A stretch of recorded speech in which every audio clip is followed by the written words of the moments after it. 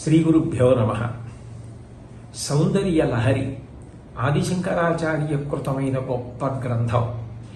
ఈ సౌందర్య లహరి మీద ఒక గొప్ప కార్యక్రమాన్ని జూలై 9, 2026 నుండి జూలై 13, 2026 వరకు సాయంకాలం 6:30 వరకు 3 సంస్థలు కలిసి నిర్వహిస్తున్నాయి.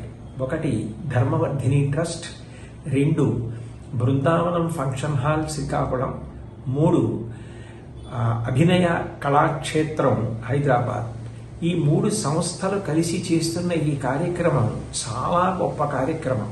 వేదిక శ్రీ బృందావనం ఫంక్షన్ హాల్ శ్రీకాకుళం. 9వ తారీఖు సాయంకాలం 6:30 సౌందర్య లహరి గ్రంథం మీద పరిచయ ప్రసంగం నేను చేస్తాను. జూలై 10, జూలై 11, జూలై 12 సాయంకాలం 6:30 నుంచి 4 శ్లోకాలు అద్భుతంగా పాడతారు.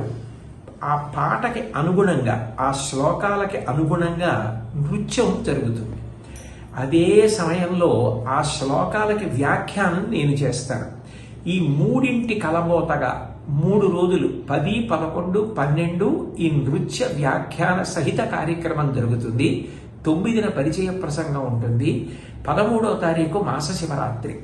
జూలై 13 సాయంకాలం 6:30 అదే బృందావనం ఫంక్షన్ హాల్ శ్రీకాకుళంలో పార్వతీ కళ్యాణం జరుగుతుంది. కాబట్టి ఈ కార్యక్రమానికి ప్రవేశం కోసం పాసులు తీసుకుంటేనే లోపలికి అనుమతి ఉంటుంది.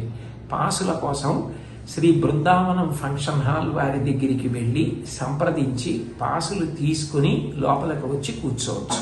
పాస్కి ఏమీ చెల్లించక్కర్లేదు. పాసు ఉచితంగా ఇస్తారు, కానీ ముందుగా తీసుకున్న వాళ్ళకే ప్రవేశం ఉంటుంది.